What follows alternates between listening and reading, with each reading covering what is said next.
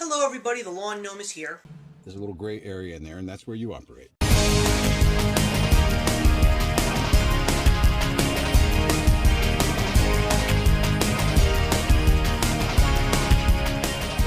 So my apologies guys, I don't have a Spider-Man shirt, so this is the closest thing that I'm gonna get to Spider-Man in my book, and it's not too bad, I'm sure you will agree with that. But anyway, today we're here to review Spider-Man Homecoming, the newest addition into the Marvel Cinematic Universe, and of course, not the official welcome for Spider-Man finally joining this amazing universe that has been created almost 10 years ago, but rather a continuing story after what happened when Spider-Man was contacted by Tony Stark in Captain America Civil War, saying, "Hey buddy, you're awesome, you've got some interesting powers, let's see what we can use you for." This is definitely a historic character nowadays in the world of cinema because Spider-Man might be the quickest rebooted character in all of history. Fantastic Four did in fact get a reboot, but this is the third reboot for Spider-Man, not the second.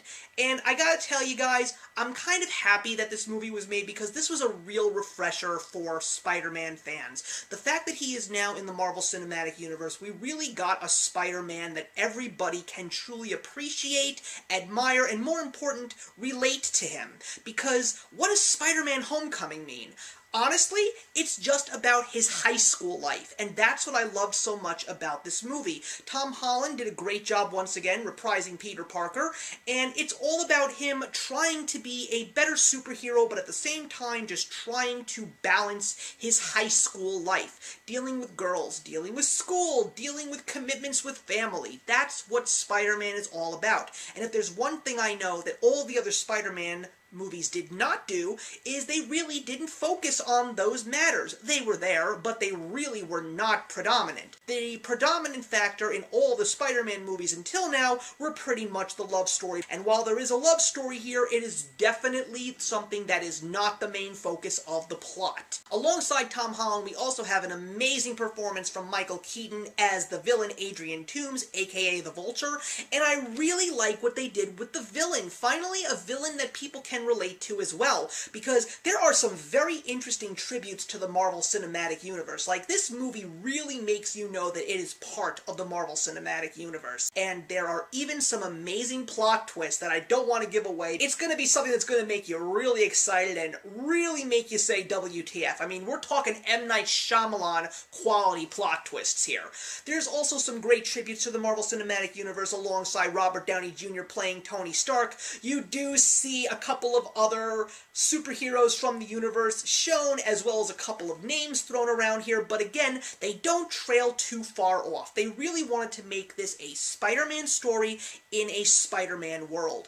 And one of the few things that I'm really excited for now that Sony has officially made this happy marriage, what's really feeding my curiosity is what is going to happen. Like, are we going to get sequels? How many sequels? Because a very interesting fun fact, when Tobey Maguire and Andrew Garfield were cast respectively for their roles as Spider-Man, they were both 28 years old. I actually did the math. Tom Holland is only 20, so there is so much time on his hands to play this role. So will we see more Spider-Man villains? Because we did see a few. We were hinted to a few others. We also heard that there's going to be a Venom movie that is going to be in the Marvel Cinematic Universe world. It's going to feature more Spider-Man villains.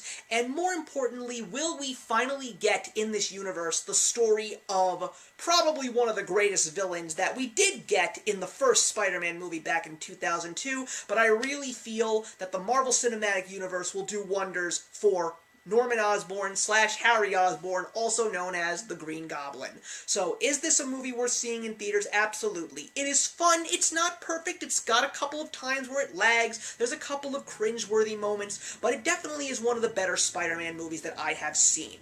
I would definitely plan on seeing this movie multiple times. Like all the other Marvel Cinematic Universe films, I'm going to own this one in my DVD collection, and I am going to proudly give Spider-Man Homecoming 3 stars out of 4. So thank you very much for watching, everybody. Please leave your comments down in the box below, and let's discuss Spider-Man Homecoming. And more importantly, don't forget to wait till the credits roll, because there is a mid-credits scene and a very interesting end credit scene after the credits roll. I mean, I don't want to give it away, but all I'm going to say is you may find it very funny, or you may want to hit somebody. And I will see you in the next one. Hey, thank you so much for stopping by my channel today. If you're new here and want to see more of what my channel has to offer, please click on the link to my last video, or hit that subscribe button to be kept up to date with all of my uploads. Content of all sorts is posted here quite often, so trust me, you do not want to fall behind. I will see you in the comments, and actions speak louder than words.